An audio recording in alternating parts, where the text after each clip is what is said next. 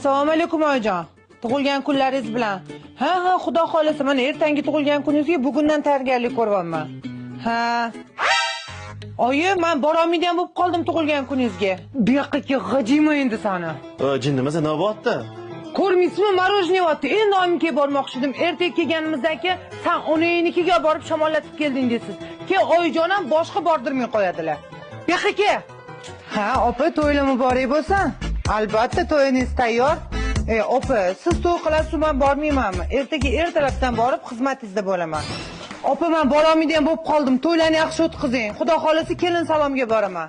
Menga qara, sandiq hamma joydan qolishim kerakmi men? Bu yoqqa ke. Bo'pti o'zi, biz ketdik. Ha, o'zing qayerga ketyapsiz? Oyimnikiga ko'rib kelaylik.